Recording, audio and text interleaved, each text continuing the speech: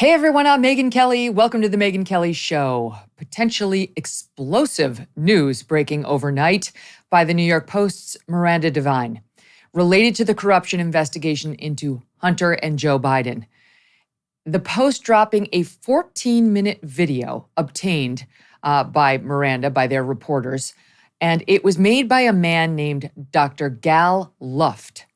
According to the Post, Luft is an Israeli professor and a former Israeli army officer who was working with the Chinese energy company CEFC at the same time of the CEFC's dealings with the Biden family. All right, so this guy's working with this Chinese company at the same time the Chinese company is in tight with certain members of the Biden family.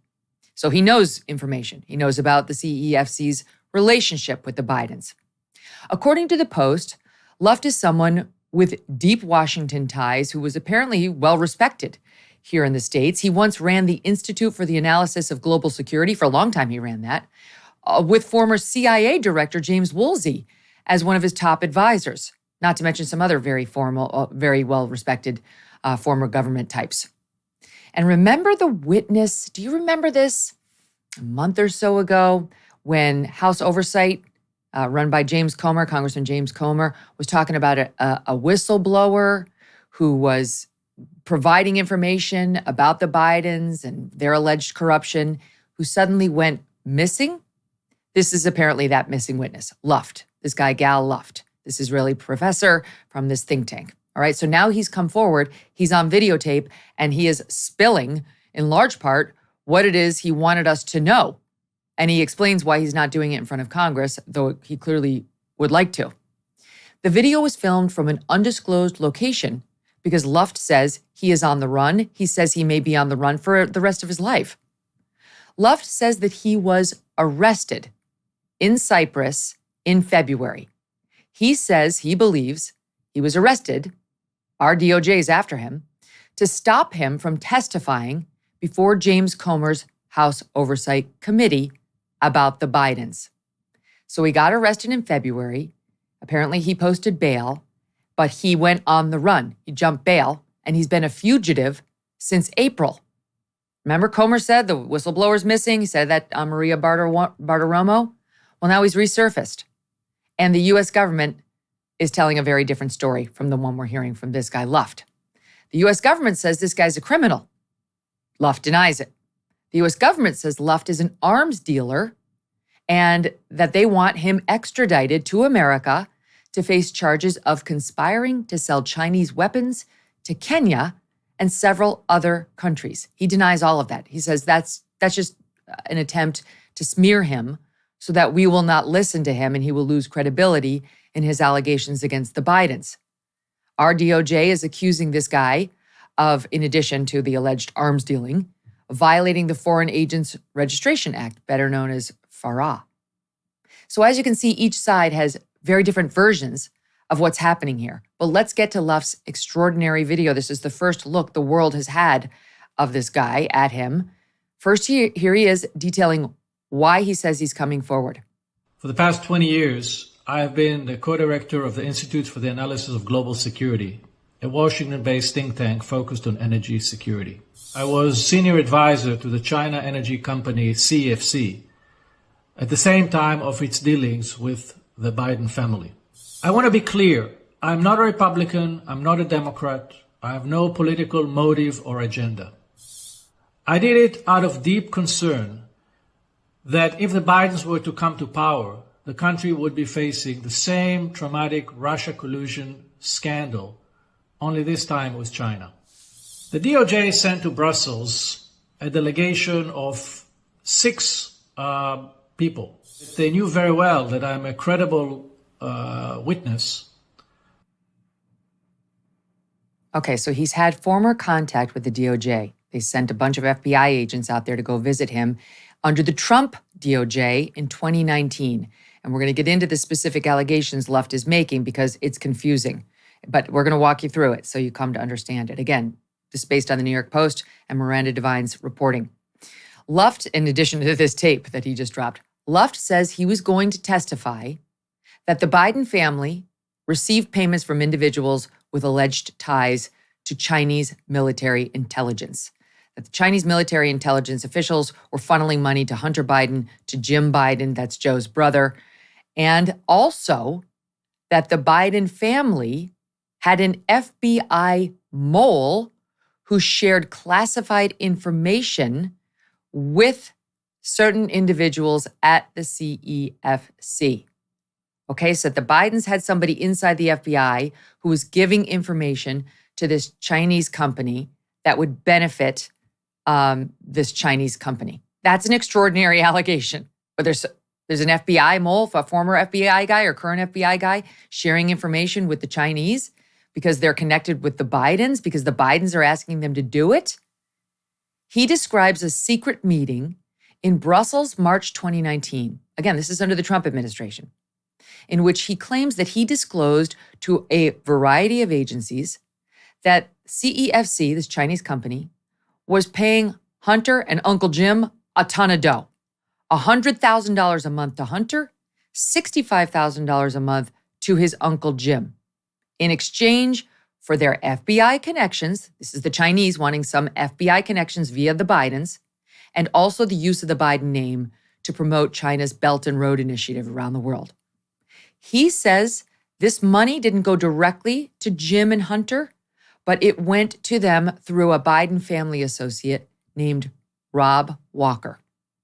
According to Luft, the DOJ, when he asked to meet with them back in 2019, sent a delegation of 6 people, that's a lot, to meet with him in Brussels. 4 FBI agents, including, he names names, Special Agent Joshua Wilson of the Baltimore field office. Now, why do we mention him? Because Joshua Wilson of the Baltimore field office was not only meeting, allegedly, with Luft in Brussels in 2019, he was the guy who would later handle the Hunter Biden laptop case. I mean, it's all a very close circle of people. It would make sense if the DOJ had this guy on the subject of Hunter, looking into allegations that Luft was making about Hunter's alleged corruption, that when the laptop surfaced, which had a lot of evidence of alleged Hunter corruption on it, they would send the same guy. I mean, that just makes sense from a case management perspective. Also among the 6 were 2 prosecutors from the Southern District of New York. Now, at this meeting in Brussels, Luft says, in addition to laying out that payment scheme, $100,000 a month to Hunter, the $65,000 to Uncle Jim, that he made another extraordinary revelation about the existence of, this is straight out of a movie, quote, one eye, the mole that Hunter allegedly had inside the FBI.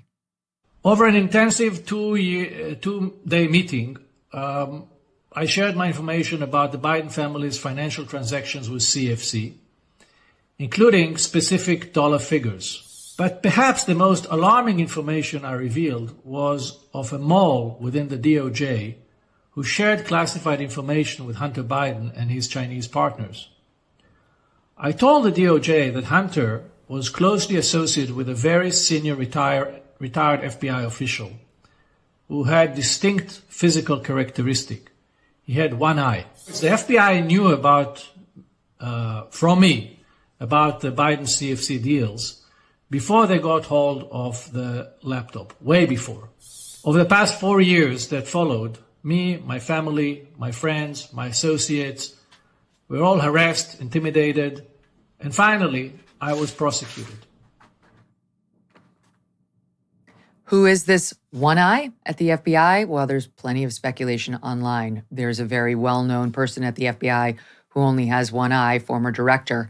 But we're going to wait for more information to come out. We have no idea who specifically may be inside the FBI with just one eye, former or current. Now, Luft is challenging the FBI and the DOJ to release the evidence they have against him. Why won't the DOJ make my indictment public? Do it. Make my day. Put it on your website so that every American can see the nature of the allegations against me, the quality of the evidence, and the length the government is willing to go to weaponize the justice system to punish whistleblowers like me. Submit to Congress the minutes from the Brussels meeting. Let everybody see what happened in Brussels. And why did the DOJ choose to unseal the indictment on November 1st, 2022, the very same week of the midterm elections? Could this have anything to do with the fact or the fear that once Republicans gain control over Congress and begin to investigate, their cover-up would be in full display? And perhaps the biggest question of all, why am I being indicted for FARA when the mother of all FARA cases, the Biden systemic influence peddling on behalf of foreign governments for which they raked millions, goes unpunished? Joining us now to talk about this and more, happy to welcome back to the show Charlie Kirk, founder and CEO of Turning Point USA and host of the Charlie Kirk Show. Hey, subscribe to the show on YouTube and follow me on Facebook, Instagram, and Twitter. Summer is about enjoying the outdoors. It's also a nice time for water fun. How nice would it be for you and your family to enjoy a swim spa in your own backyard? Think of it, picture it. Putting a pool in could be overwhelming, and a lot of yards would not be ideal for one. But a swim spa is the perfect alternative. A Michael Phelps swim spa by Master Spas will transform your backyard into a year-round oasis. You can swim, relax, and exercise all in one. Not only does a Michael Phelps swim spa by Master Spas provide fun for your family and your friends, it's also a great way to stay active, improve your fitness, and de-stress after a long day. Michael Phelps swim spas by Master Spas have a water current, so you can swim in place and do your favorite aquatic exercises. They come in a variety of sizes to complement almost any yard. Installation can take less than a day, and since it is heated, you can use it year-round in any climate. Michael Phelps swim spas are 100% made in the USA by Master Spas, the world's largest swim spa manufacturer. Go to masterspas.com, put in the promo code MK to save $1,000 on a Michael Phelps swim spa or $500 on a Master Spas hot tub. That's masterspas.com, promo code MK. I mean, this is just extraordinary. And I've got to give tip of the hat to Miranda Devine, who's been breaking news on this. She's been the person breaking all this news for months now. But this is the first we've seen of the actual guy putting a name out there, putting his face out there, his voice on camera, admitting he's a fugitive from justice. My God, Charlie. I mean, what do you make of this extraordinary story? Well, first of all, just still putting all this together, it's a little confusing for people who don't do this for a living, even if you do to dive into all this. First of all, I think it's really noteworthy. You have 35,000 people that work for the FBI, and the same 10 agents keep on popping up. The same 10 people that are handling all the cases. Reminds me of Peter Strzok and Lisa Page and the same sort of cast of characters we saw 5 or 6 years ago, where are these people investigating crimes or are they covering up crimes? But I think the timeline here is one of the most important pieces of information that I want to focus on, which, remember, Joe Biden was not supposed to be the Democrat candidate. In fact, he finished 5th in Iowa and 4th in New Hampshire. He was an afterthought. And Bernie Sanders, however, was ascending. Remember, this was right before the COVID hysteria. And in almost an overnight panic, they reset the Democrat primary. And they basically anointed Joe Biden. They got him Clyburn's endorsement. And the whole country shut down. And Joe Biden just kind of glided to the nomination by mistake. And you look at this, these allegations from Dr. Luft. The timing here in 2019, he was sharing all this with the FBI. He was sharing this with the Department of Justice. Nobody actually thought Joe Biden was eventually going to become the nominee or become president. And now there's this extraordinary pattern of not just foreign corruption, but possibly some other very heavy, serious federal crimes that might have been violated here. We're talking about millions of dollars that were funneled to this family routinely year after year. And what is very clear now is the people in Washington, D.C., Department of Justice and the FBI, they're actively involved in not just covering this up, but trying to spin this in a way to try to de-emphasize what was in a panic to implement Joe Biden as the nominee of the Democrat primary in 2020. Because if you remember, Donald Trump looked unbeatable. The economy was roaring.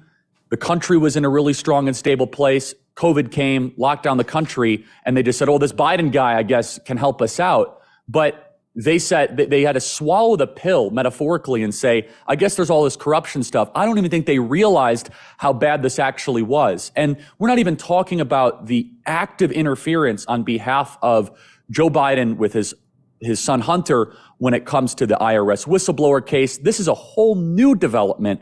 And I want to also emphasize one other thing, which is if Dr. Luft is telling the truth with the CEFC, this means that the Department of Justice has been sitting on this information for 3.5 to 4 years. And they have the wherewithal to indict him for Foreign Agent Representation Act violations, a 1930s era law that is trying to be used for representing foreign governments. When Hunter himself, we have him sending text messages to foreign nationals to say, hey, if you don't send me money or send us money, I'm sitting here with my father. And boom, within 48 hours, he gets a $5 million wire transfer. Miranda Devine deserves great credit. This is very confusing in some sense, but the pattern is very clear that Joe Biden was never supposed to be president, and now he is. And this record, this pattern of corruption is unlike anything we've ever seen from a president of the United States. It is. That's absolutely true. It is incredibly confusing, but at its base, what this guy is alleging is that before Joe Biden had even announced his run for the presidency, he was in contact with our DOJ saying, you need to be aware that your former vice president, his brother, and his son are involved in a corrupt scheme with the Chinese. I am going to tell you this. I, who have been in partnership with a former CIA director in my think tank in Washington, you know me, you know I'm a trustworthy guy. I want you to know this guy's been compromised. His family's been compromised, and you should look into it. And that nothing ever came of the meeting. And this is under the Trump DOJ. Yes, that should be noted, though you've got career civil servants in the DOJ who are not loyal to Trump, who, I'm not sure who was involved in this or what their politics were specifically, but it's just a point of caution. And nothing ever comes of it. And then the next thing this guy knows, he says, he asks his lawyer, this guy who we just listened to, Luft, says to his lawyer in 2020, right around the time the laptop was discovered, have a meeting with them, reach out to the FBI again, like what's going on? It's been this time and they haven't done anything. And nothing ever came of that meeting either. The next thing he knows, he says he gets arrested and accused of being an arms dealer. Now, I will say an alternate reality could be this guy knew he was in some sort of trouble, that they were sniffing around him, and he decided to make himself look like a whistleblower and sort of set himself up to say, oh, look, I'm being unfairly targeted. That is very possible. And we just don't know because he's on the lam now, Charlie. Comer hasn't been able to get him in there. I don't think this Biden DOJ is going to do much to actually track him down. And if they do, are we really going to get a fair hearing? He's got a legitimate point that in a New York courtroom where, he's already pointing to other cases where they weren't even allowed to mention the Biden family name as like the reason they're being prosecuted. He's not going to be able to mention any of this stuff. No, that's exactly right. But by the way, all the media is focused on right now is that Donald Trump had documents in boxes, right? You wonder why half the country has this volcanic resentment towards Washington, D.C., is they see their candidate of preferred choice that they ideologically align with Donald Trump under 45 to 50 count indictments. Meanwhile, this evidence just keeps on mounting and mounting and mounting. And we don't even know the extent of all these different deals. Remember, there's like 5 or 6 different allegations that are happening that have a little bit of a rhythm to them, which is the Bidens didn't offer any service except their access and proximity. And Megyn, when you read out the allegation from Dr. Luft, it's important. This is a new wrinkle that they were auctioning off basically access to FBI agents. That's new.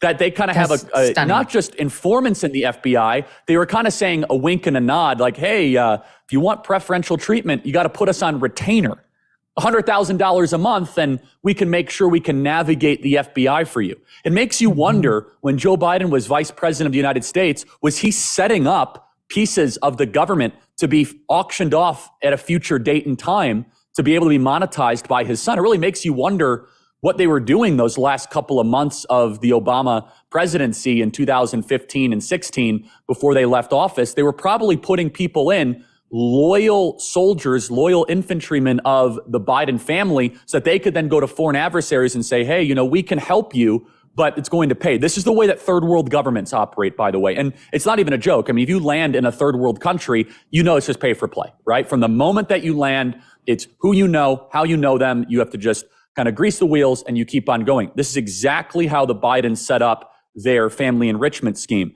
And this does not even touch the surface of the active covering up that is going on right now with the IRS whistleblower case, what was Merrick Garland's involvement, the Weiss's involvement or not involvement, was he taking orders? And so it really makes you wonder, is there going to be a breaking point to all this? That remains to be seen, but it doesn't help the case that this Department of Justice is going after the opposition candidate, the leading opposition candidate and former president, with such ferocity while completely ignoring the now repeated pattern of crimes of the incumbent president. It's truly stunning. But I mean, look, I want to put it out there that there is a former FBI director who's close with the Bidens, who's made donations to the Bidens and otherwise, named Louis Freeh. But he was out of office as of 2001, I believe, and would not have been at the FBI at the time that these CEFC people were looking for information, and some have been indicted and actually convicted over here. He was not inside the FBI. So just to, I don't know what that means or doesn't mean, and just so the audience understands, it doesn't mean he didn't still have connections there. It doesn't mean he might not have been helping anybody. We just don't know. I'm just trying to address some of the speculation here. The problem I have is that the media is going to ignore this story. Miranda reported a lot of this a couple of months ago. She had clearly, I think, been in touch with this Dr. Luft or somebody near him and was breaking this news, and it's been utterly ignored.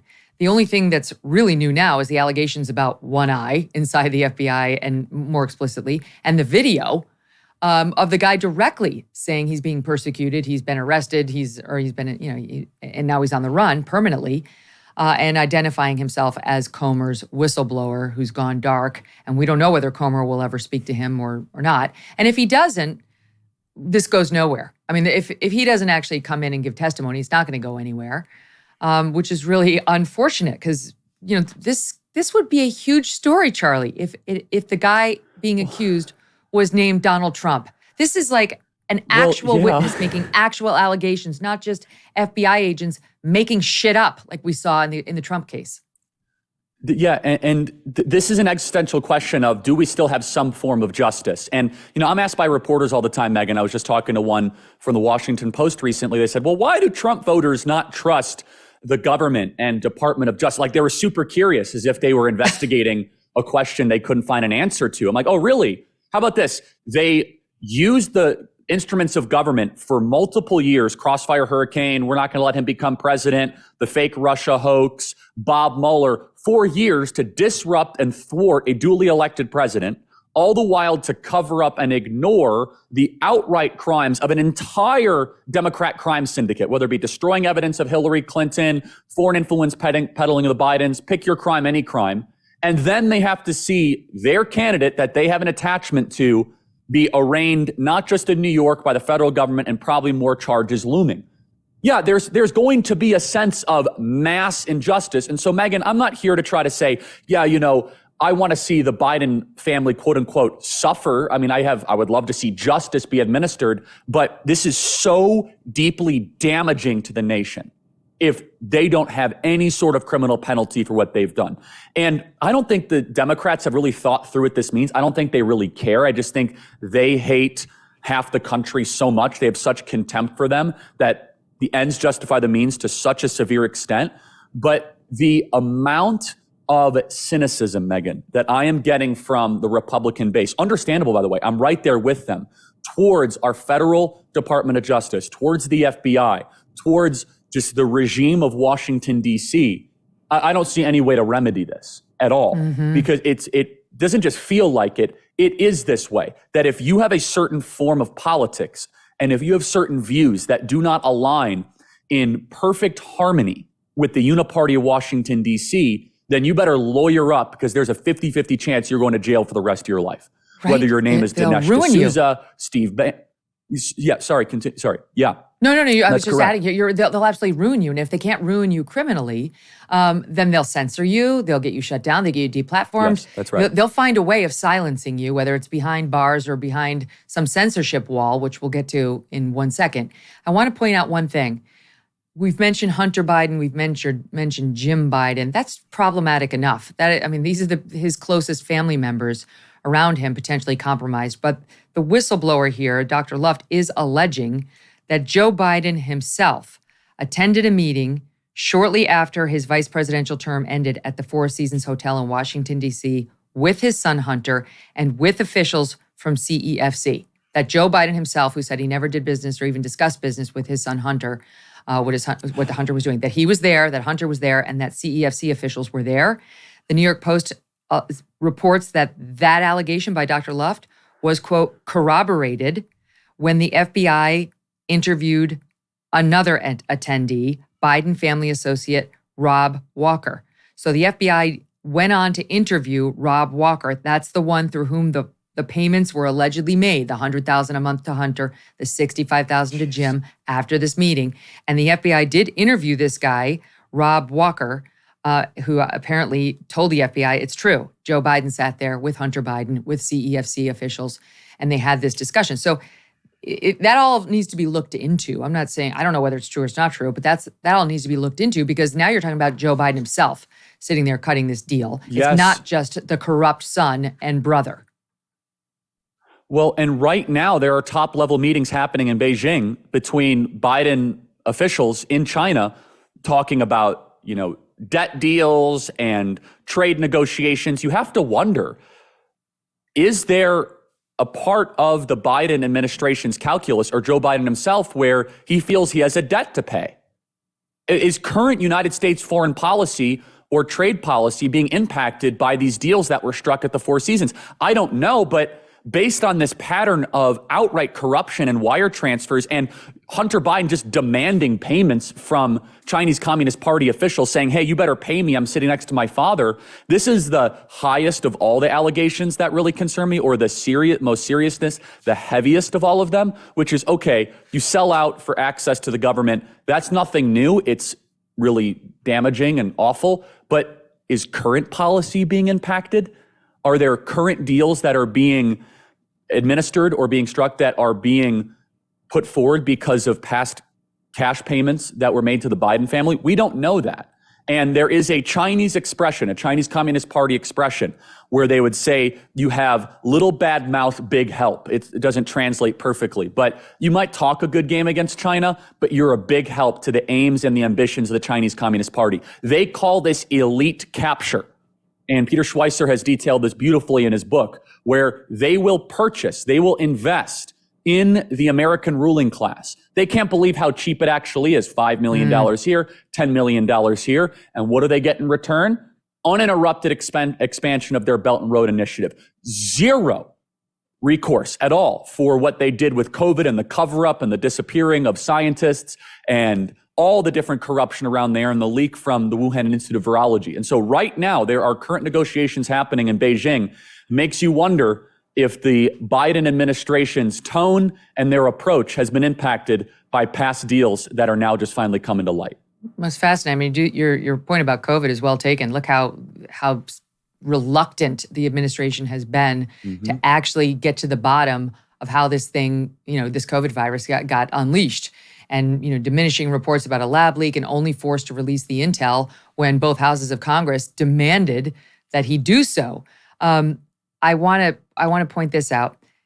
This guy Luft says, again, after the laptop thing was exposed by the New York Post, right before the 2020 election, that he sent his Washington, Robert Hennock, to Washington to meet with the Trump administration's then acting DAG, basically the second person in command over there, Deputy Attorney General Richard Donahue, to again say to him, and it was the Trump administration's, lawyers that they met with the first time. He met with the first time in March of 2019, but now here are October 2020, and he sends his lawyer to go meet with the DAG and say, hello, you need to know, you got this Hunter laptop, you guys know it's real, and I'm telling you, and I've been telling you, the guy is corrupt.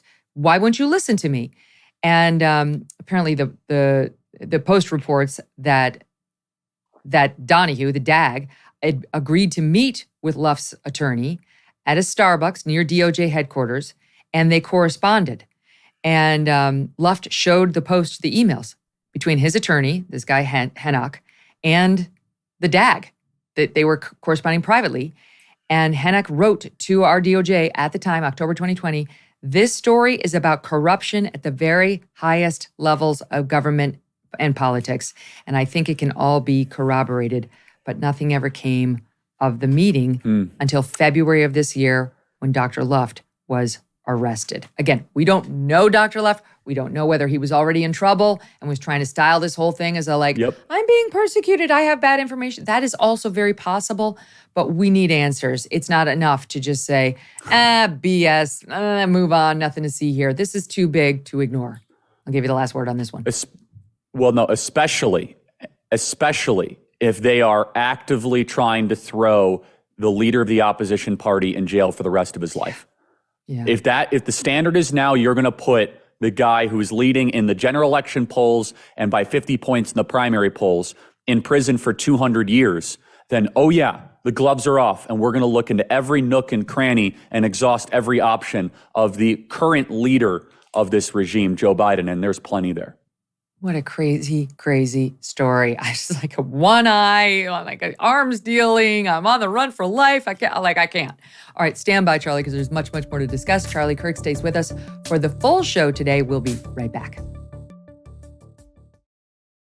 Look, you did the tough thing during COVID. You paid your people and pulled your business through the pandemic. And now doing that tough thing could qualify you for up to $26,000 per employee at covidtaxrelief.org. Government funds are available to reward companies with 2 or more employees who stayed open during COVID.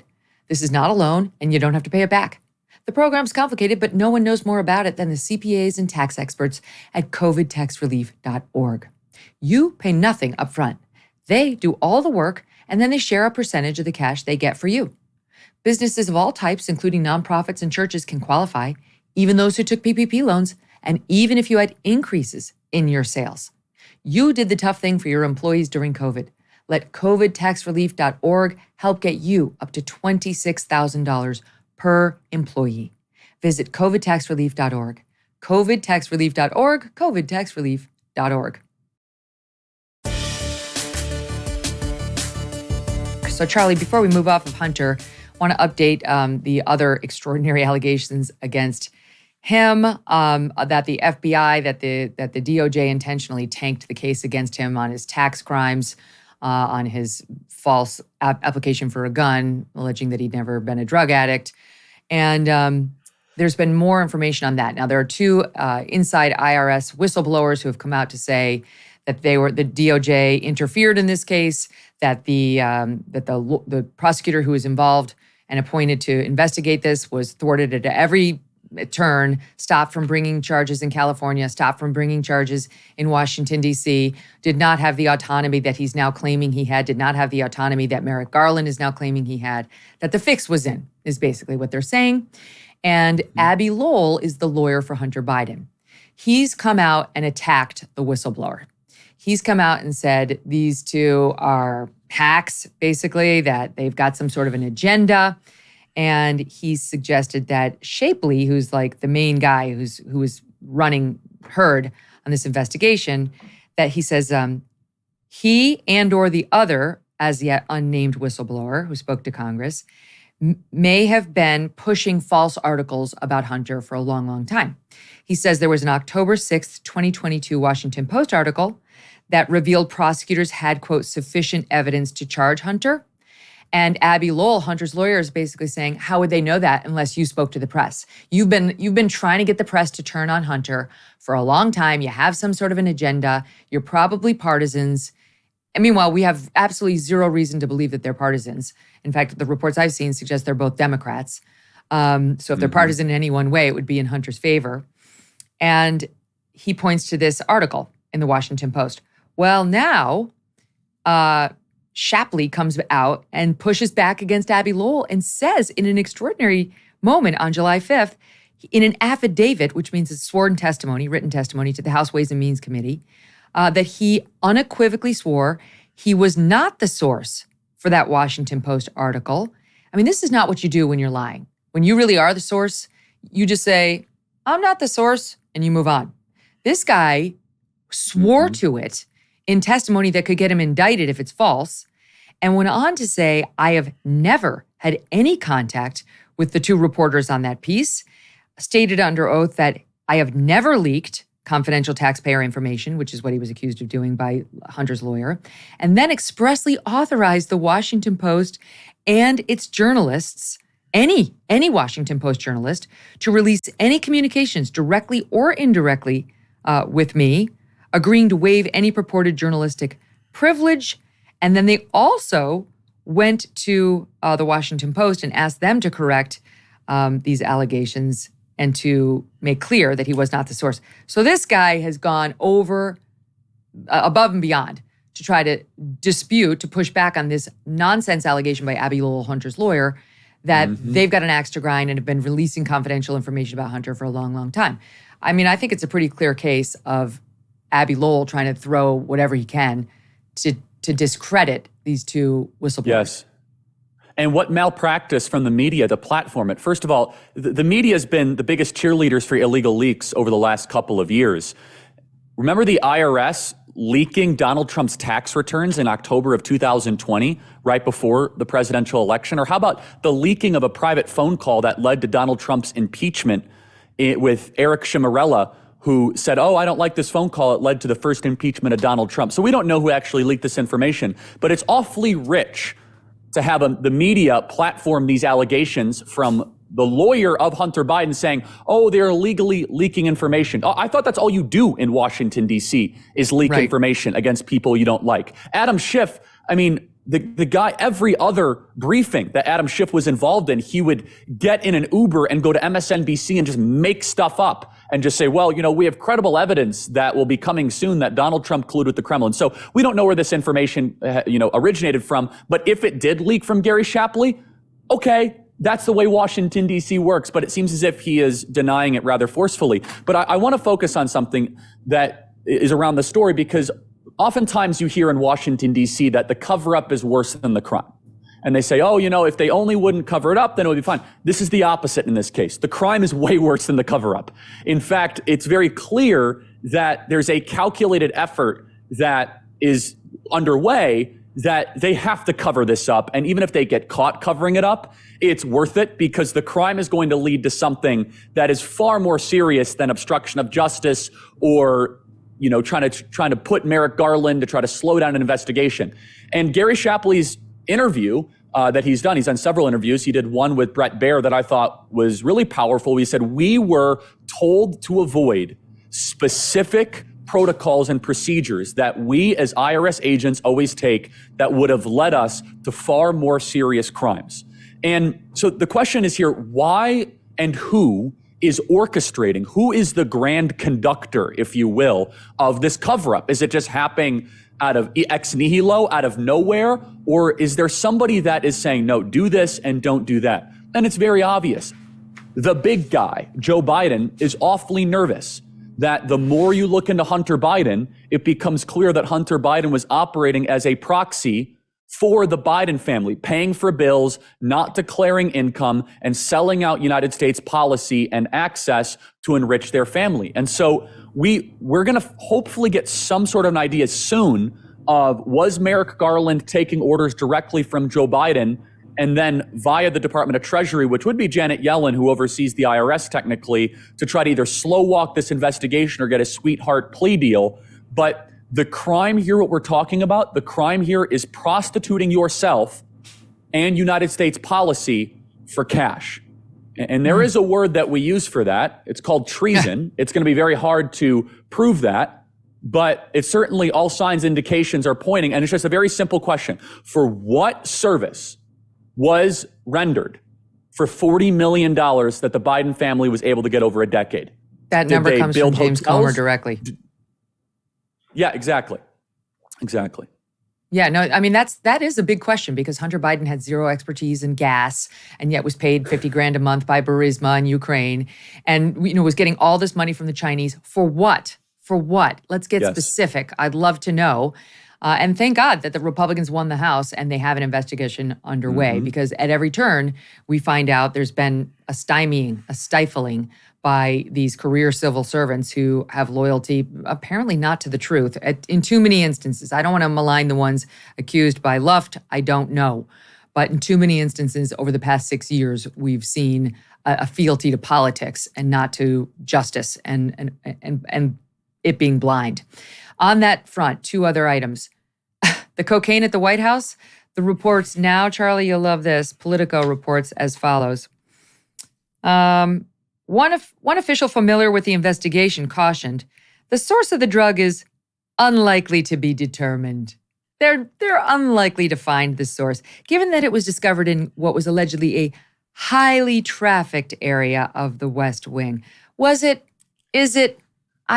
I've got questions. It's you. If somebody had left an explosive device, God forbid, in the place where that cocaine was found, you don't think they'd have this thing solved in about 8 hours with videotape and White House logs? Absolutely, they would. But now suddenly, we're really not confident they can get to the bottom of it. I mean, first of all, I'm curious just how this originally leaked. I think somebody just has so much resentment for the Biden family and the Secret Service that somebody just leaked this. The second is, who actually is using cocaine actively in the West Wing?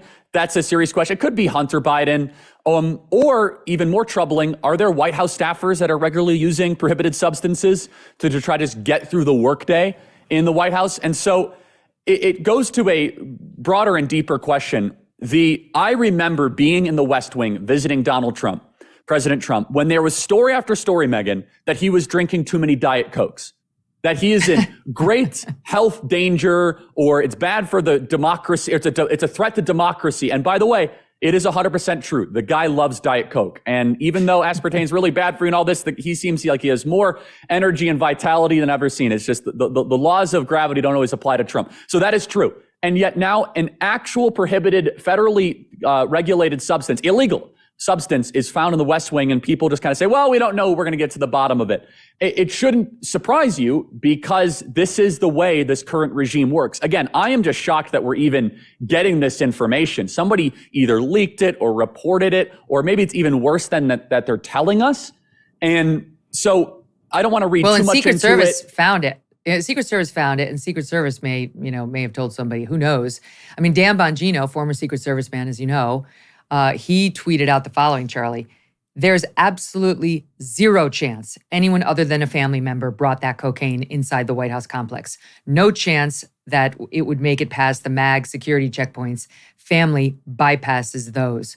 It's pretty interesting, and that makes more sense to me than, we'll just never know because the West Wing is just so heavily trafficked by randos. Yeah, it's impossible for us to figure out who it was.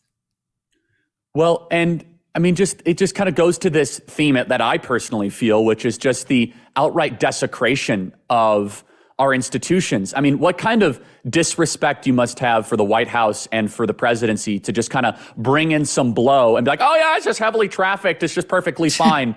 and so will anybody be held accountable? Probably not. But it's an insult. It's an insult to all of us. And the next spin, Megyn, will be, I guarantee it, is that if we find out who it is, they'll be like, well, it shouldn't be illegal. I mean, the war on drugs has been a terrible failure. And it's disproportionately.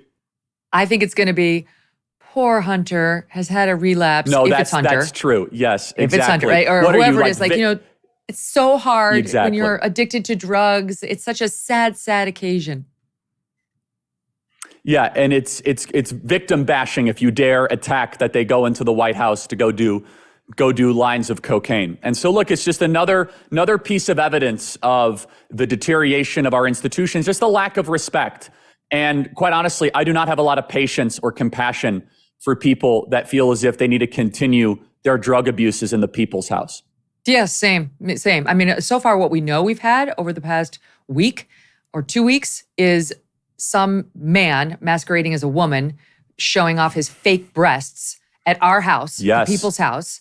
Somebody feeling that, comfortable enough there to bring in coke into the White House. And then the president of the United States parading a criminal, his son, on the White House balcony on the celebration of our nation's birth, July 4th.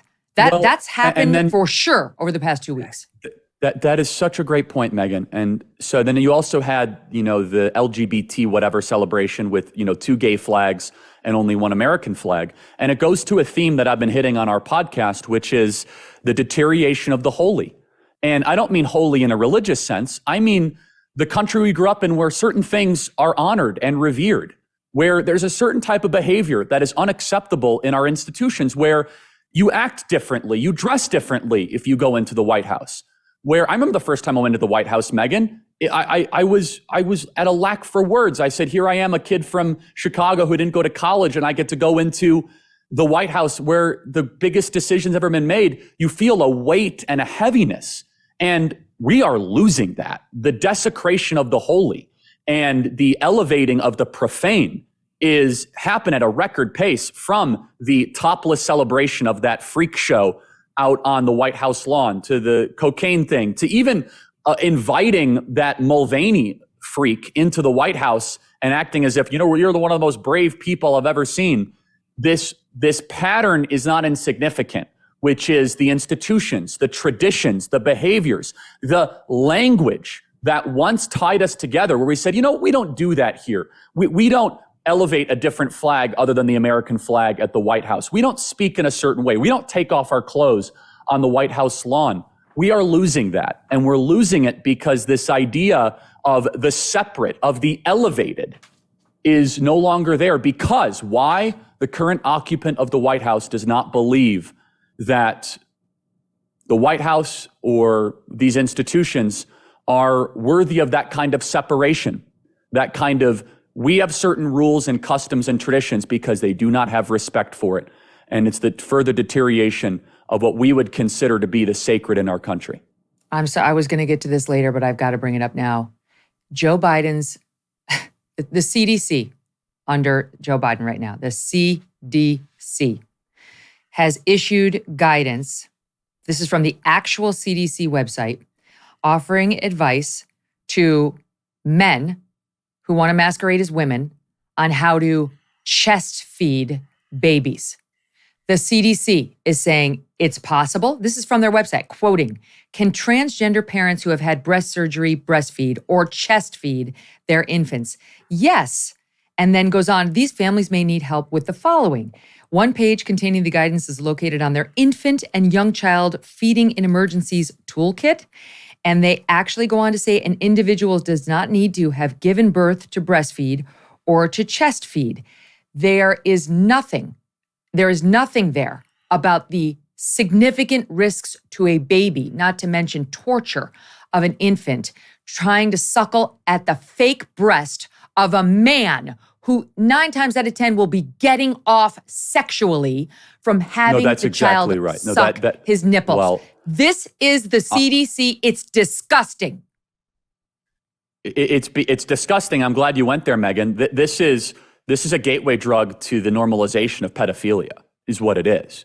I mean, the idea of a man wanting, and we have to say that. I mean, this is not about, nourishing a child or giving, any sort of love and compassion. This is someone who's getting on some sort of sexual kink because of a child that is having an engagement with them. I hate to go there that bluntly, but that is exactly what this is. And this, when I say this on a college campus and some people disagree, or they, when I say that this is the clearest time in American history where we have this division of team reality versus team neurotic fantasy, you see this right here so clearly. I mean, we have a 10-month daughter, and I could tell you that when she's hungry, not me, not my role to play, and that's okay. That is ordinary. That is natural. She wants to be with her mother. But Megyn, this is what's so important. What is the philosophical poison that drives this? The Biden regime never wants to offend somebody to say that you might have biological or physical limitations that might prevent you from living out your own truth. This is where that sort of poison leads you, where you do not ever want to have the pesky shackles of reality anchor you. where they say, yeah, if you're a man, that you might be able to chest feed. This is not just garbage. It is beyond evil. It is disgusting. It is. And it's evil. Megyn, how many hundreds of tens of thousands, let's say, young children are now going to be put in abusive environments to deal with trauma and issues the rest of their life. Because this is not some fringe group, Megyn. This is not some LGBT activist group in San Francisco. This is our government. Charlie, every mother knows that when you try to breastfeed your baby and you're just getting started and the breasts aren't like fully pumping, like your breasts have to learn how to do it as a young mother. That's correct. Right. And there's this terrible moment where you're upset because your baby wants more milk and you're like, I'm failing. I'm not producing it. I'm in a panic. And this is why a lot of moms move to formula sooner than they probably needed to, because they're convinced their breast can't do it. And if you just keep doing it as a mom, as an actual woman, you'll get there. But it's a very difficult situation for mother and baby. And even more so when it's a damn man. When it's a man doing this, trying to pretend that he could ever make the kind of milk that a mother could. This milk, the Daily Mail, to its credit, which is where we found the story, went to actual doctors and interviewed them, who said the CDC has a responsibility to disclose the lack of research and the potential risks here, and pointing out that one of the medications used to force a man to produce milk has been linked to heart issues in babies. Heart issues in babies, not to mention the amount of hormones that baby's going to be drinking in. Most of us won't even have a glass of wine while we're breastfeeding our babies or take a Tylenol, but this is fine. We're gonna let the babies get tortured and potentially have heart issues in the name of equity. And the lack of courage to tell a troubled, neurotic, unstable man that you need mental treatment, not the justification of your delusion. That's the root here, Megyn, is that we have a whole regime that is unwilling, that is terrified to look people with mental problems in the eye and say, no, you need help, not the platforming of your fantasy. Yes, my God. I mean, it's like we've already been chopping up children. We've been sterilizing them. Yes. We've been rendering them incapable to ever achieve sexual climax. And now we're going after babies. Now we're going to cause heart issues potentially in newborn babies so that some man can get off. I will leave the audience with this before we take a break. There was just a story. We talked about it with Mark Stein by ITV, a British broadcaster, featuring a transgender woman, meaning a man, as the example of motherhood, breastfeeding, quote unquote, chest feeding a child. This is a lie. This is a man. He cannot chest feed or breastfeed. And somebody did a deep dive into this guy. He's on the internet with nipple clamps repeatedly before this, Charlie, like actual like clothespins, like clamps down on his nipples because he gets off on it. This is a guy getting off on a baby suckling on his nipples. That's correct. And held up by a broadcaster as an example of motherhood. It's got to stop. Your word is perfect. It's evil. It's evil. And if this doesn't motivate you to speak out against this nonsense, nothing will. All right, we got to take a quick break. I got to have a glass of water. We'll come right back. There's so much more to get to. Love having Charlie Kirk on. Hope you're with me. We'll be right back. In a startling description, the UN food chief warned the world with these words, knocking on famine's door. He called what we're facing a perfect storm of a perfect storm. And he's not alone. A Barron's report says a food shortage could be coming even in the U.S. Farmers see it too. John Boyd Jr., a fourth-generation farmer, recently said, we're going to see empty food shelves in the coming months. That's why getting survival food may be more important than ever. Create your own stockpile of the best-selling 4 Patriots survival food kits. It's not just any ordinary food. We're talking good for 25 years, super survival food. Handpacked in a family-owned facility in the USA and giving jobs to over 200 Americans. They have different delicious breakfasts, lunches, and dinners. You can make these meals in less than 20 minutes. Add a little boiling water, simmer, serve. And right now, for the next few days, viewers are going to get 10% off their first order at 4patriots.com. That's a numeral 4, patriots.com, just by using the code MK. Go to 4patriots.com, use the code MK to start your stockpile today. Charlie, continuing with our theme of covering up, censoring, jailing, etc., a big court ruling this week and an important one for those of us who do love free speech. God bless the attorney generals of Louisiana and Missouri. I know you had one of these guys on your show. Mm-hmm. They've been doing such a great job. They filed a lawsuit alleging the federal government cannot do through big tech that which it could not do to us directly. You know, we have a First Amendment that allows us free speech, and they're not allowed to censor our speech based on viewpoint discrimination. That's the reason for the First Amendment, to protect speech that's unpopular. And they've been doing that. They've been doing that repeatedly through COVID and other of their choice issues that they don't want us speaking out on, through Facebook, through YouTube, through Twitter. We could go on. And so these two attorneys general filed a lawsuit saying this is unconstitutional. They're not allowed to do this. And they won their first big battle. In federal court in Louisiana, a federal judge has just issued a preliminary injunction blocking a long list of federal agencies and officials from communicating with social media platforms about some content online. If you listen to NPR, if you listen to the left, they're going to make you believe that they can't have any communication, that if they found out there's a child pornography ring on Facebook, they're not allowed to call Facebook. That's a lie. That's a lie. And the ruling makes that specifically clear. This is about suppression of viewpoints that are unpopular. It also bars these government agencies from communicating with some of these outside groups like the Stanford Internet Observatory. We've had them on our show. The Election Integrity Partnership, the Virality Project, these people who sort of have been used as proxies by the government to decide which speech is good and which is bad. And I'll tell you, okay, just two things before I give you the floor.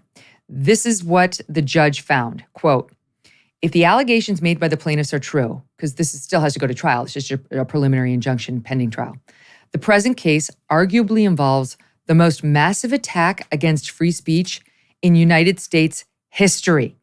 In their attempts to suppress alleged disinformation, the federal government, and particularly the defendants here named here, are alleged to have blatantly ignored the First Amendment's right to free speech. Although the censorship alleged here almost exclusively targeted conservative speech, the issues raised herein go beyond party lines. The right to free speech is not a member of any political party and does not hold any political ideology. Finding the plaintiffs are likely to succeed on the merits and issuing a preliminary injunction. And when you look at the specifics of what they were suppressing, Charlie, what the feds, the White House, was repeatedly contacting Facebook, YouTube, and so on about, it's absolutely offensive and well beyond what any normal administration would ever think it was within their purview to censor. Well, that's exactly right. And we actually are looking at potential legal action against the Election Integrity Project because we were singled out as spreaders of disinformation. What was our thought crime, Megyn? Well, we decided to tweet out that Hunter Biden's laptop was probably legitimate. We lost access to our Twitter account for a week. We were placed on Twitter's blacklist. And that's another important piece of information here is that thanks to Elon Musk's purchase of Twitter, we have this amazing amount of evidence that then reinforces what the Attorney General of Missouri and Louisiana will be able to find in discovery. And you pair that together, and what you would find is that the federal government has spent billions of dollars of man hours of personnel monitoring, policing, and censoring domestic political speech. And so before we go any further, it just makes you wonder, what would the country look like ideologically if they didn't interfere in these conversations? I mean, I believe we are a center-right country, and we're increasingly becoming more of a center-right country. Public opinion polls show that. There might be some disagreement on social issues, but we are moving in the center-right direction, especially as people see the nonsense of the left every day. I think we'd be even more of a conservative country if we had liberated dialogue and discourse. And so you look at, what is the federal government tasked with doing primarily? Well, first of all, protecting our country from threats abroad and, if necessary, domestically. They look at their charge as saying those right-wingers are a threat to democracy. Do you see how all of these MSNBC narratives then become policy? When you have John Brenner go on TV and say, oh yeah, you know, the people that did January 6th, half the country, they need to be surveilled, they need to be spied on. That gives the marching orders to CISA, to the Department of Homeland Security, to all these different instruments of government to then censor speech they don't like. But what makes this case fascinating and interesting is they didn't do it bluntly. There is the examples of the FBI meeting with Twitter and the FBI visiting Mark Zuckerberg and saying that, hey, there might be some Russian disinformation, but they got a little creative. They got a little cute. They said, well, what if we give all this money to an outside group and then they do the censoring for us? So it's censorship by proxy. You cannot do that. And they got caught. And you read it perfectly where the judge says this is the worst attack on free speech in American history. Oh, yeah. And it's probably still ongoing, Megyn. It makes you wonder, what were their plans for 2024 going to be for this upcoming presidential election? If this ruling stands, this very well might even the playing field to some degree so that we might be able to have something, I don't know, called a fair and free election so that we can have speech online where we can actually talk about a candidate's qualifications or their corruption or their favorability or not. And this all goes back to this idea that the fourth branch of government, the unelected, the civil service bureaucrats, the desk workers, you can call them the deep state or the uniparty, the Leviathan, all these terms work, is that they believe they call the shots. They do not want to have the people be able to express their opinions without them being the ultimate check and balance. And they fear, Megyn, that there is a center-right resurgence in this country. Take Donald Trump out of the equation for a second. They fear that the country is starting to reject this sort of trans zealotry, that they find this idea of chest feeding or teaching pornography to 9-year-olds in schools to be outright repulsive. And so they are using every means at their disposal to go after the political dissidents, which are people like me, like you. Dan Bongino was also put on a blacklist. And where did this all come from? This came from Republicans mostly, Megyn, who passed these agencies from bill into law post 9/11. There's a supply and demand problem with terrorism. We started with Islamic terrorism in 2005, 2006, 04, 05, 06 being the biggest threat, and it was a big threat. But guess what? Those agencies were never shuttered down as the threat waned. They instead reconfigured. They found a new target, patriotic conservative Americans that they don't like, and they are treating us like ISIS and Al-Qaeda, the same sort of behavior, language, and censorship that they would with a terrorist group in the Middle East.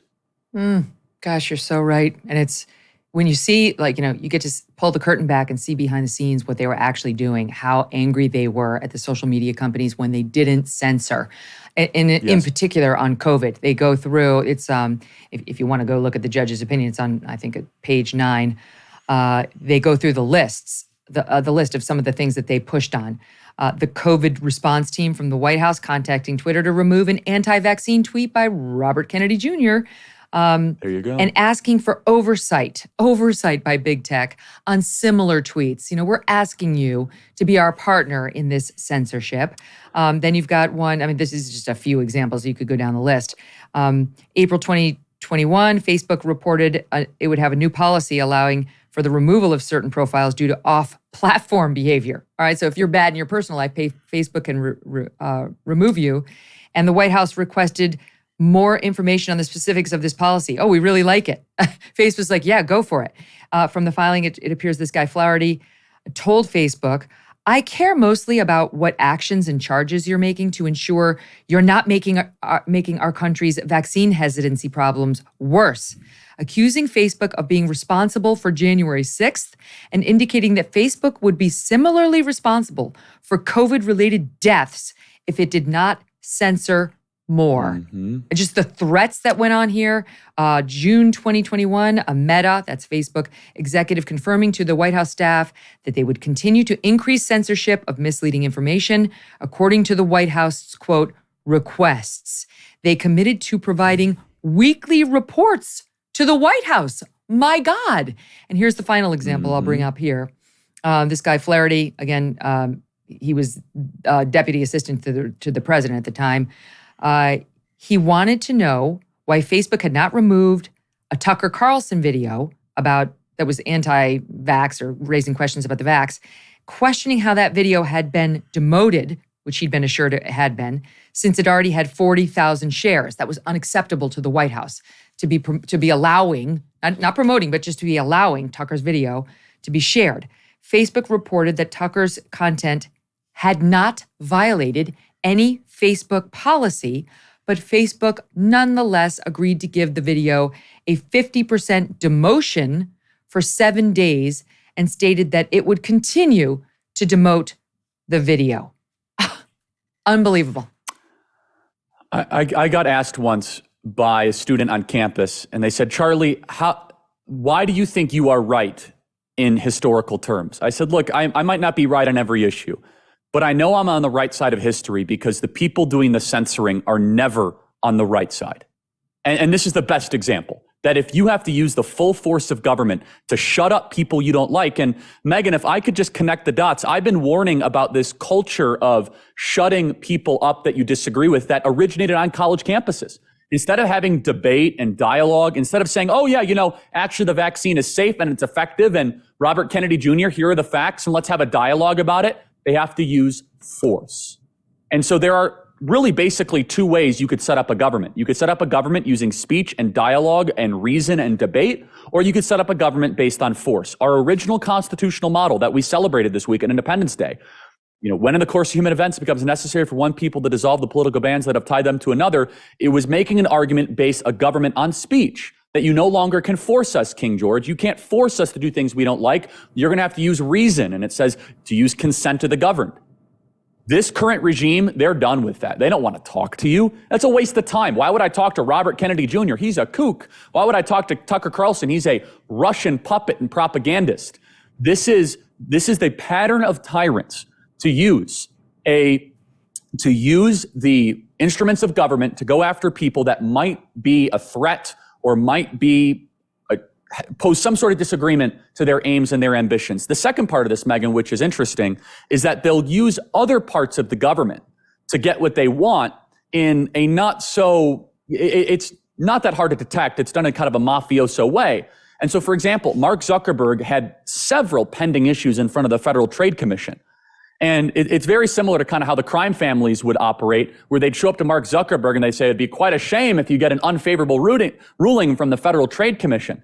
Now, remember, Zuckerberg got under huge scrutiny after the 2016 election because a lot of left-wing Democrats blamed Mark Zuckerberg for opening up Facebook for Cambridge Analytica for allowing Donald Trump to become president. Remember that whole news cycle that Facebook was too easy to access and they didn't have the guardrails and, you did not stop, Donald Trump. So Mark Zuckerberg and Facebook and a lot of these social media titans, they were operating under a pressure campaign to never be blamed again for a populist nationalist candidate from becoming president, in addition to all the regulatory action that they might be facing. So they're constantly trying to win favor of the government, being like, okay, we'll censor this post, we'll censor this post. And Twitter went as so far with Yoel Roth, who is the head of Twitter safety, to have a standing meeting with the FBI. That he had a standing meeting where the FBI would come in and they would discuss notes. And, we now know that I was put on a very specific Twitter blacklist alongside Dan Bongino. Makes you wonder who else was also shadow banned. And the point I'll reiterate is it's remarkable, Megyn, how center-right the country is, even with this censorship pressure campaign.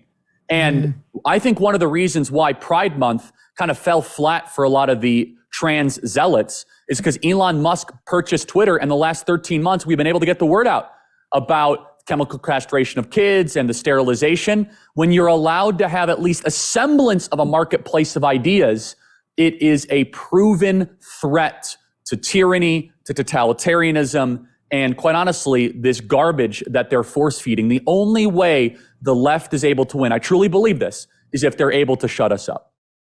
Well, we were looking into this news story.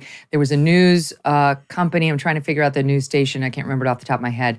But they fired a couple of producers who during Pride Month said, we should be telling the other side. There's a lot of people who don't like this stuff. Fired. Just for not going along with the, yes, celebrate, taste the rainbow, get you fired. And so you're right. Elon's been very important. He's been hugely important in just allowing the other side of the dialogue. And that brings me to the fact that Mark Zuckerberg is now launching a competitor to Twitter. Now he's decided Twitter's failing. we can't have just this dialogue. None of the liberals like Twitter anymore. And so he's launching a competitor to it, right? Because the liberals can't allow the conservatives to, or even just Elon's an independent, to own any sort of these forums, lest these kind of conversations take place.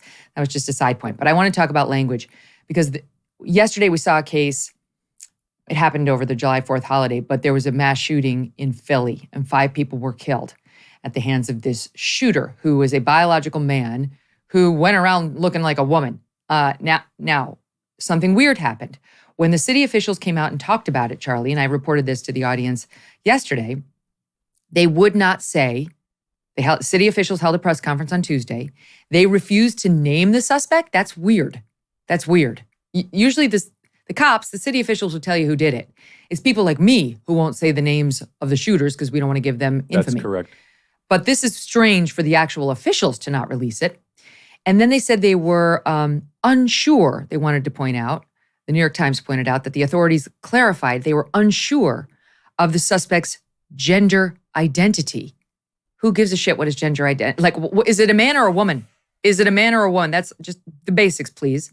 It was clearly a man. And then they wanted to point out that he used the pronouns they, them. That the news conference on Tuesday used the pronouns they, them, okay? So they wanted to make sure that they didn't say he or she inappropriately for this suspected mass shooter. All right, so it was very strange because they're not giving us his name, they're using they, them, and now here's what happened in the follow-up. The Philadelphia DA, Larry Krasner, who's a George Soros guy, this is one of those woke DAs who won't prosecute crimes, held a news conference following the arraignment of the suspect who's 40 years old, suspected again of killing 5 people on July 3rd. He proceeded at this press conference to introduce a social justice advocate who's a member of the LGBTQIA advisory committee named Asa Khalif. Well, as Krasner introduced Khalif, he said, as wonderful as his speaking is, it should not be necessary. But there are some people for whom hate is a full-time job. And if they can stay away from the facts and talk about nonsense, that's what they are going to do. Okay, do we have this? I think we have some of this on camera. I'm trying to look at my soundbite list. Yeah, okay. Then Asa Khalif comes out and takes the microphone and listen to his message in the wake of this shooting, SOT 10. I want to discuss very briefly because there is a nasty, violent in terms of verbal and written words spewed by the conservative press. There are certain pictures that are circulating, the shooter in one picture as male and other pictures dressed in female attire. They have used those pictures to attack trans people. Language is extremely important when we're talking about anything dealing with violence in trans community. The suspect or the shooter has not identified themselves as trans. They have only identified themselves as male. But the language that is spewed out by the conservative press is violent and is dangerous and is targeting trans women of color. They are not killers. Oh my God. They are the most vulnerable to violence.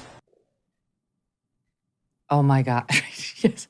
For the listening audience, Charlie is rubbing his eyes. I can't. 5 people were killed. And the speaker is worried about the sensitivity of what pronoun is being used. To connect an earlier topic and point we made, Megyn, it's what do we consider to be sacred in our current society? In a moment where 5 people are killed, the pronoun selection is considered to be a bigger deal than the remembering of the 5 people killed. And he says, violent language. Excuse me, pal.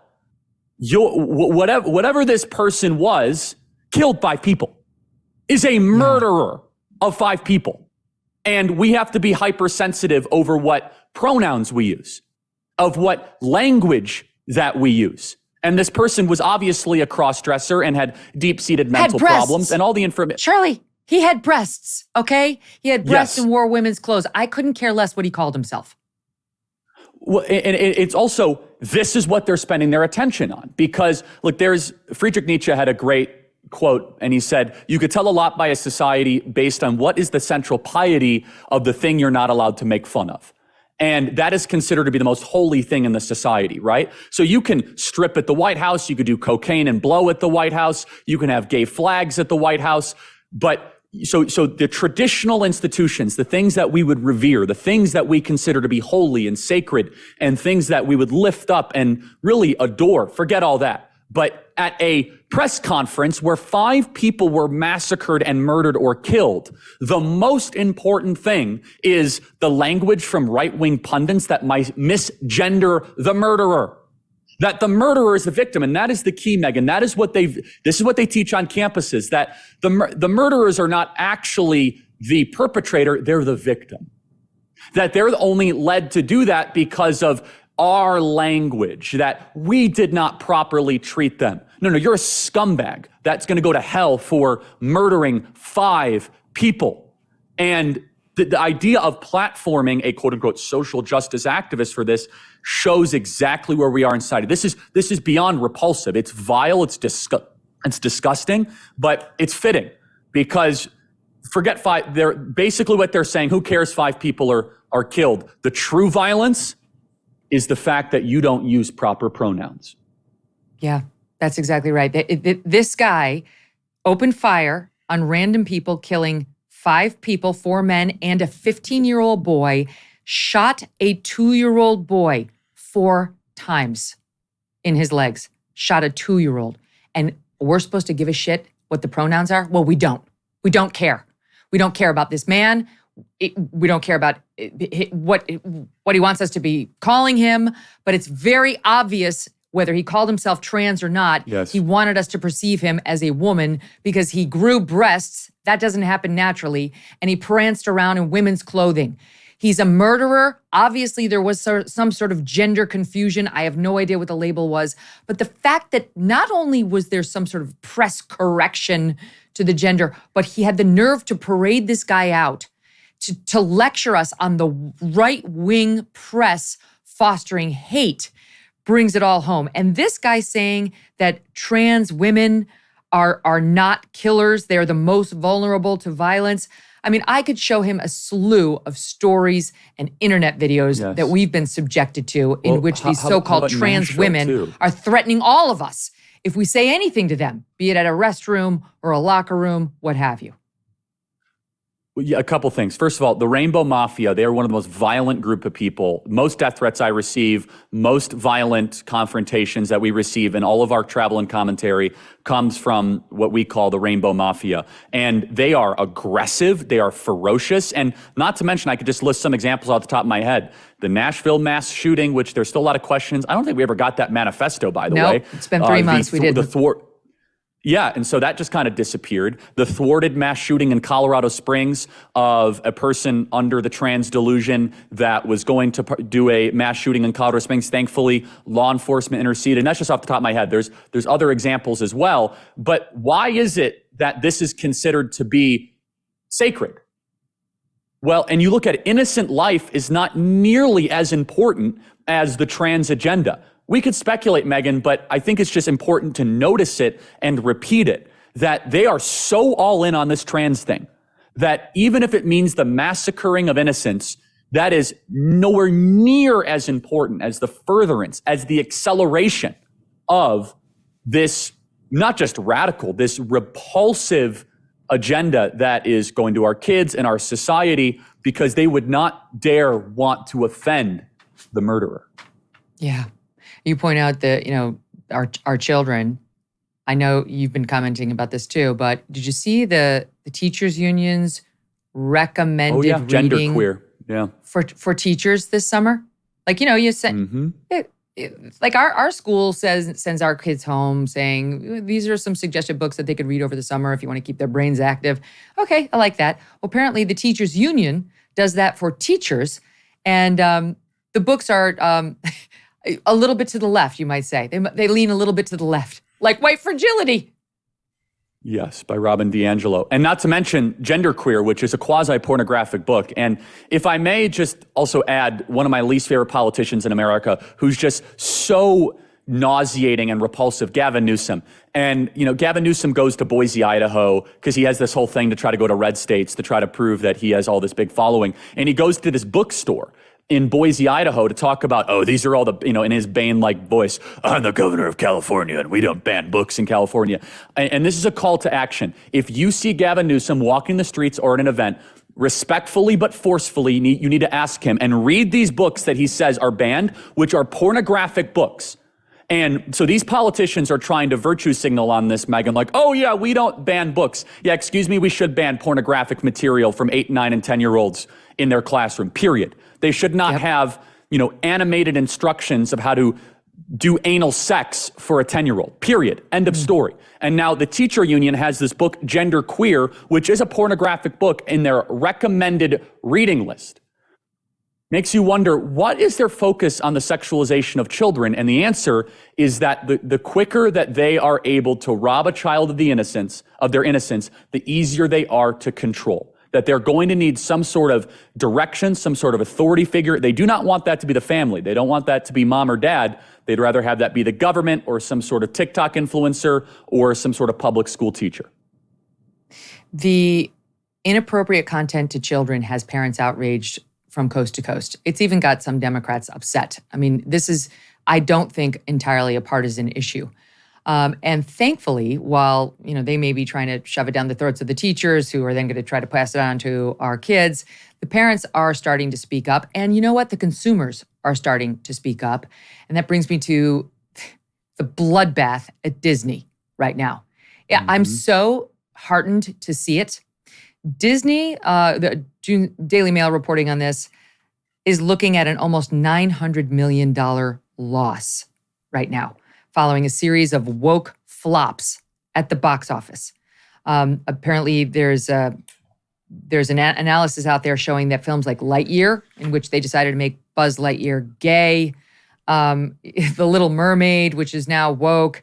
I'm trying to get the latest one. Elemental, that's one of the ones that includes a non-binary character, which had one of the worst openings ever, worst opening weekend in company history. We could go down the list. The people are not buying this content. They don't want this content. And slowly but surely, you have, we almost covered this story yesterday. Netflix, which right after George Floyd created some group that was going to add little addendums onto its movies, like Gone with the Wind is racist. And we sort of contextualize all these old films as like, that's a Me Tooer.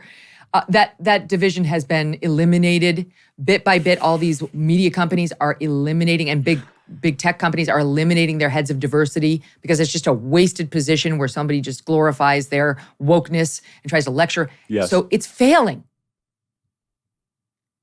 It is failing. So a couple thoughts. Number one, streaming itself there's two big bubbles that I think are going to pop. The commercial real estate bubble and the streaming bubble. The amount of money that the streaming wars generated, or just that they plowed into crappy content, Megyn, it's like 99% of it is just garbage. And so as streaming was ascendant during COVID, you had Hulu, which is owned by Disney, you have Disney Plus, you have Paramount, you had Netflix, you had Amazon. They would just pour hundreds of millions, billions of dollars into any and all content they could get their hands on. And a lot of it is just trash. And so they have just libraries of this content that nobody is watching, when in reality, it's kind of like private equity, which is like 1 in 30 deals actually end up paying the bills. Like 1 in 250 asset purchases in streaming actually end up generating any sort of traffic or retention. And so they have all this wasted content. But Megyn, it's worse than that. It's that they then had half of their content allocation had to be in kind of the woke bucket.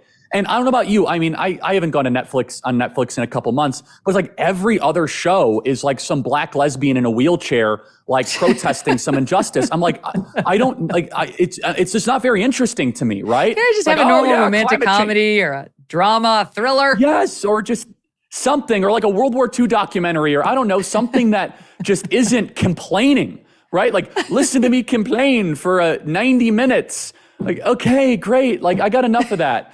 Can I watch something that is like wholesome and virtuous? Even and like the kids notice it.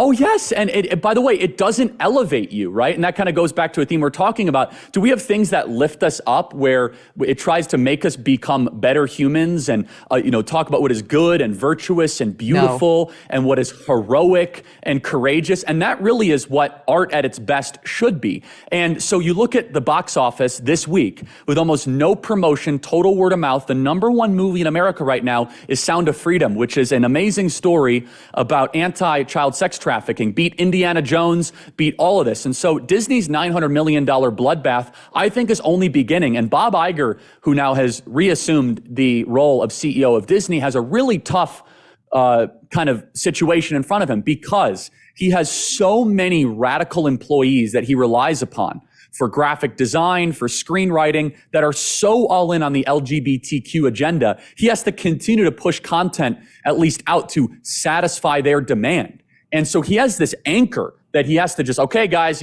once every month, we're going to have another gay kissing scene in whatever movie we're doing. And whether it be Lightyear or, we're going to do Aladdin, but this time Aladdin is actually trans. Like, okay, great. How many renditions? Or we're going to do Lion King, but instead of, the hero's journey, it's really that, they're not allowed to stay in the Great Plains because of climate change. Like, how many different political elements can you incorporate in this? And so you're going to see mass layoffs. So there's two big bubbles that are going to pop: the streaming bubble and the commercial real estate bubble. They've both been created for different reasons. The streaming one, and I try not to make a habit, Megyn, of rejoicing in the suffering of people or companies. I have suspended that rule. I am loving this bloodbath. I love the misery. I love the suffering, because Disney used to be a wholesome, family-friendly company that made billions of dollars off of families like my own that I grew up in when my parents trusted Disney. They violated that trust, and they deserve to suffer. Yes, I'd love to see it too. I want to correct myself. Buzz is not gay in the remake. Whatever. My team's informing me characters in the remake, they're basically trying to force the gay agenda, just like the woman said she tries to do in every Disney film. Then there's a movie called Strange World, which centers on a romantic relationship between two male characters. That one lost a staggering $197 million at the box office. I mean, that is brutal. So hopefully they'll learn their lesson, just like all these others are. And there was, I can't remember the pitch, but it's a Meghan Markle pitch to, I think, Spotify or Netflix on how they want to take some old British character from, it's like one of the classic, like Grimm's fairy tales, one of them, and reinvent this woman who's like a curmudgeonly or elderly person as really just downtrodden because of the patriarchy, and now she's empowered, and you get her backstory, you understand. Like, nobody wants this drivel. No one's going to pay for this nonsense. No. So slowly but surely, we're having our say.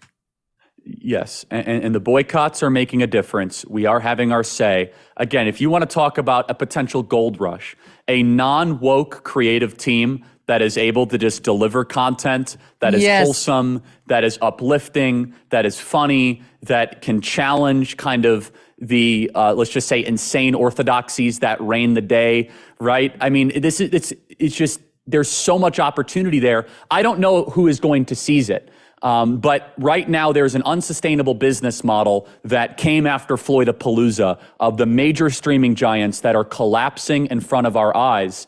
If they decide to actually, produce real content of stories that people care about, that are not just rooted in whatever woke incantation and mantra that will satisfy the ACLU and the Human Rights Campaign, go for it. But one of the most promising developments of 2023, Megyn, in a year that has been frustrating to say the least, is how finally there is a little bit of corporate suffering that is happening if they go too woke, whether it be Target, we see it with Bud Light, we see it with Disney and many others.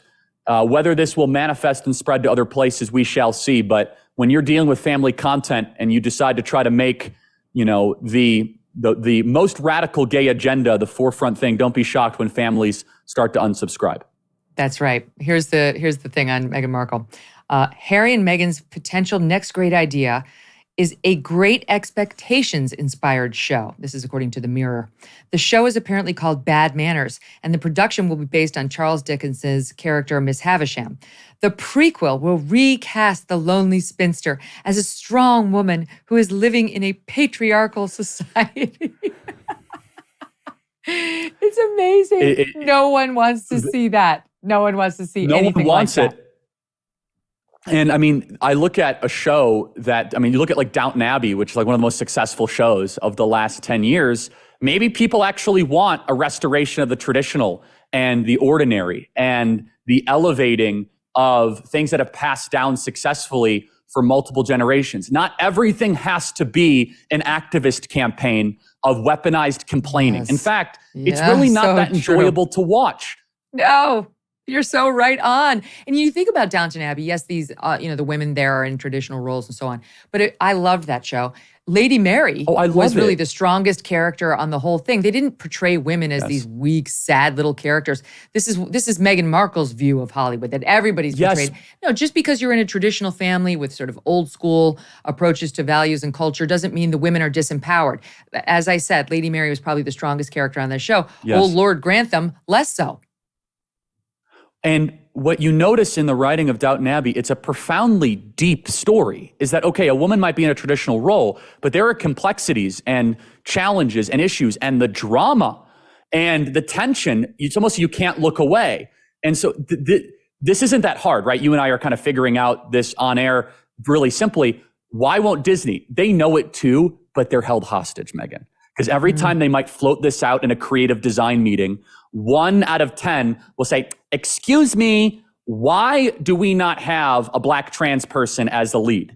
And so that activist pressure is present in every one of those creative meetings at Disney, and it's going to be the death of these companies. You saw this at ESPN, Megyn, and it's too bad because actually legitimate talent is now being let off, and you could see they would rather let off the kind of straight white guy who actually, Todd McShay, for example, who does a great job for football reporting, because that's perfectly justifiable, when in reality, hey, Disney, why don't you fire 30% of your unnecessary graphic design department that is obviously holding your entire company hostage to create content that doesn't turn a profit, that quite honestly is disgusting, vile, and repulsive.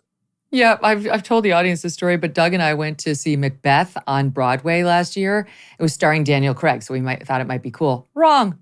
So it's 17th century Scotland, and it's a majority cast. Oh, don't get me started about this. All right, so that's a little off, but okay. And then can I tell you, the person cast to play the king's son was a woman with blue spiky hair. And then honestly, as if on cue, they had a guy come out to start it, to say hello to us, and then he wound up being in the play too, in the wheelchair. It was everything you just said. Oh, and it's just, I mean, for example, you go see the new Phantom of the Opera, it's indecipherable from like a BLM, press operation. You're like, okay, like it's just not the setting of I don't need this force fed. It's so forced, and there is a rejection where finally people are saying, okay, I don't want to be called a racist, but this is just not enjoyable. But hey, the revolution knows no bounds, Megyn. This will not stop unless they're stopped. And the best news is eventually these companies have to turn a profit or else their stock price is going to go south quickly. We'll see what happens. Yeah, well, I hope you're right. More with Charlie just ahead. Plenty more to get to. Don't go away.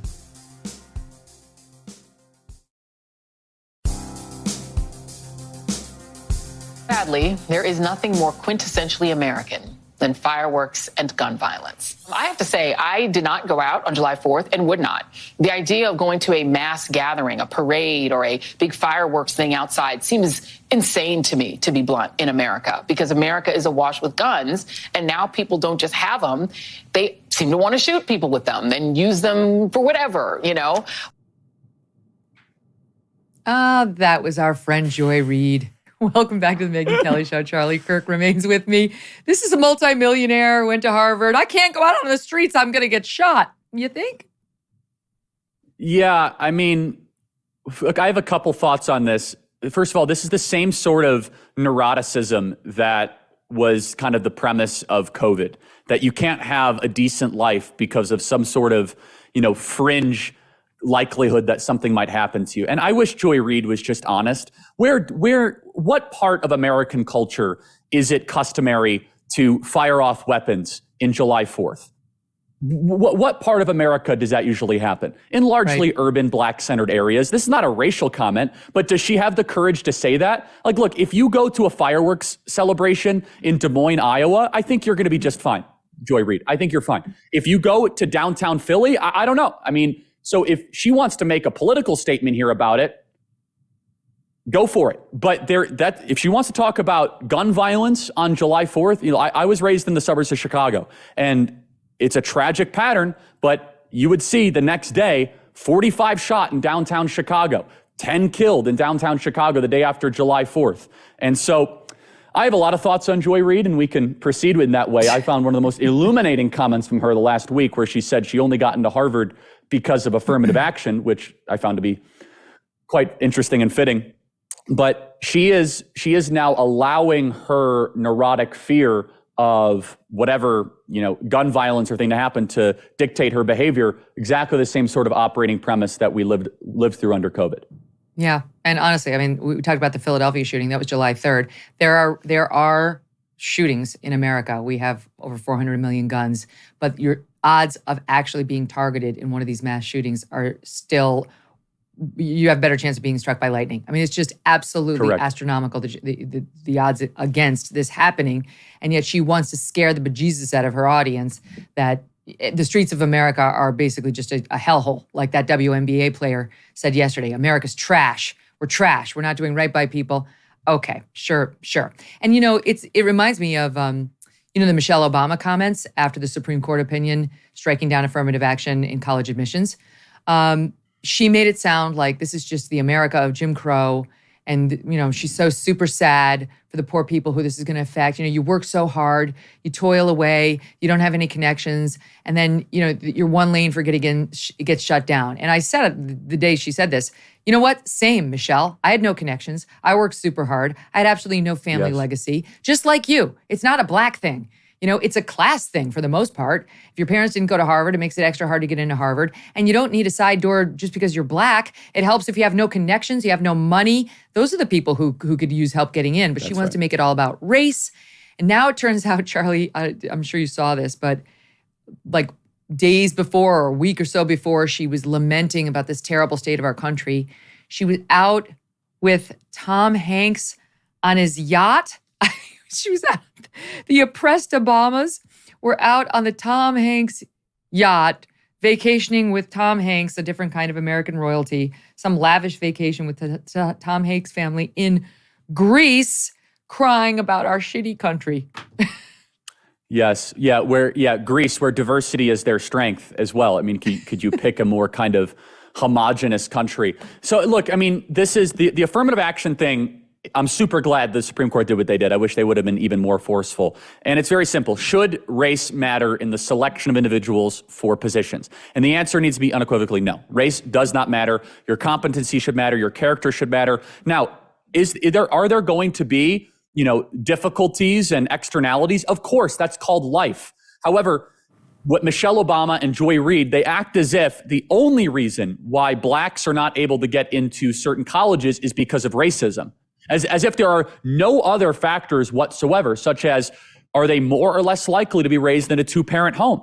Pretty important consideration. When you have two parents around, the child is less likely to go to prison, more likely to graduate high school, more likely to have a job, less likely to commit crimes.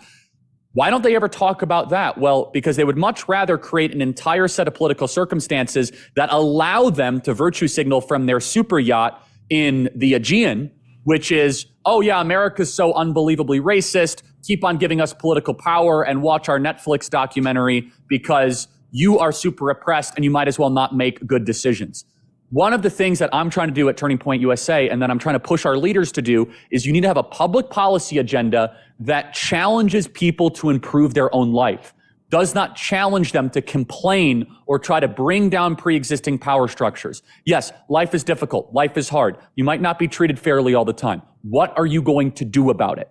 And when it comes to affirmative action, it was the active discrimination against white and Asian students to lower standards to try to make Harvard or University of North Carolina, quote unquote, more diverse. A completely irrelevant goal. People's skin color should mean nothing to us. The content of your melanin means nothing to me. I care about, are you qualified? Are you ambitious? Are you a person of good character? This is the goal that Martin Luther King once charted for our country. Affirmative action is at direct odds against that, but it's fitting. It's fitting because Michelle Obama and Joy Reid, their racket would be over, Megyn, if they said, you know what? Maybe you should just work harder and stop doing drugs and wake up earlier and you're going to live a good life. Oh, no, they could never say that. Instead, they remain rich, powerful, and untouchable the more that they can convince their portion of their, following or population that there is a racist boogeyman out to get them. You might as well not even try because the game is so rigged against you while I'm on my super yacht with Tom Hanks in the Mediterranean. Yeah, and by the way, I was first lady and my husband was the president. Yes, of course, obviously. There is a woman named Edith Egger who wrote this book, The Choice, which is amazing. And she was a Jewish girl during the Holocaust who was subjected to absolute horrors and somehow lived through it all and wrote this amazing book. And my friend Allison Barklage, who I've mentioned on the show, her son Blake died at age 17 last year of myocarditis. I said, Allison, how are you like this? How are you able to function? How are you still able to laugh? And she recommended this book to help me understand. And this woman, Edith, has a saying, which everybody should remember, and it is, suffering is universal, victimhood is optional. That just sums it all up, Charlie. That's what you're trying to beautiful. teach.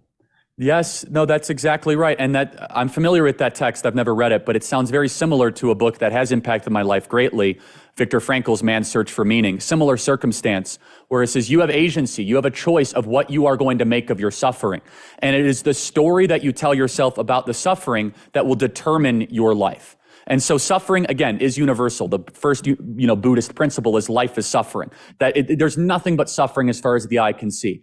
And what Viktor Frankl argues in the book Man's Search for Meaning, concentration camp survivor, is that it's the people who found purpose in their suffering that were the most likely to survive in the concentration camp. They were able to find the most happiness, the most joy, and the most fulfillment and the most purpose. Now, Megyn, I will acknowledge that takes a lot of effort in a modern society where the incentive structure is whoever complains who complains the most and the best gets the first prize. The Oppression Olympics goes to you that can find the most amount of currency points of who is the most aggrieved party. And so it takes intentionality, it takes focus to actually have a posture of gratitude, to have an attitude of, I'm incredibly blessed and I'm going to take responsibility for my own actions. And mind you, it's not always popular to say this because people are looking for somebody to blame for their own circumstance. But I can say in my own life, it's liberating and freeing. And quite honestly, it brings me joy to say, you know what? I'm able to decide how I react to my circumstances as an act of my own will to find meaning in that suffering. And my faith is very important to me in that way. And the current modern orthodoxy is totally against that, which is point fingers at somebody else. You're not happy because of racism, colonialism, misogyny, homophobia, and you are actually not in charge of your own destiny. I find that worldview to be depressing and disempowering. We're trying to show young people that there is a better way. Totally agree. This is why we love Turning Point. And I want to tell the audience that if you like this messaging, you're going to hear a lot more of it next week in West Palm Beach, Florida, at the Turning Point Action Conference. Yes. I will be there along with Tucker Carlson, President Trump, Dan Bongino, Charlie, of course. We're going to have a great time. I'm really looking forward to it, Charlie, and I'm really grateful for the way you just never stop. I mean, you are spreading this message in every state in the union and every college campus. You just never stop. So what can the people, can they still get tickets for this event that we're going to next weekend? Yes, there's a couple tickets remaining. TPAction.com. It's going to be legendary. Super thrilled you're coming, Megyn, and thank you for taking the time. I mean, Tucker is going to have a lot to say. I can't wait to hear, what he has to talk about. Obviously, President Trump is going to let it rip. We might have some other presidential candidates attend. We'll see what happens. But this is going to be the largest event of its kind this calendar year. We're anticipating 6,000 super activists. These are the mama bears. These are the student workers in Turning Point that are really making things happen. And so people can still get tickets at tpaction.com. If you're in South Florida, come by. We have day tickets, 2-day tickets. And Megyn, can't wait to hear what you have to say because our audience really respects you. They respect your voice and your courage, and really how you're calling out really the lies of our time today. And so it's next weekend, tpaction.com, and it's going to be a historic event. I can't wait to go. I was honored that you invited me, and it sounds like a super fun crowd. There's so much to discuss. Charlie Kirk, thank you, and happily, I will see you very soon. And to all of you watching and listening, see you soon too. We'll have the full rundown of what happens after I go. And don't forget, go ahead and buy those tickets because I'd love to meet you in person if you manage to make it there. We'll see you tomorrow. Thanks for joining us today.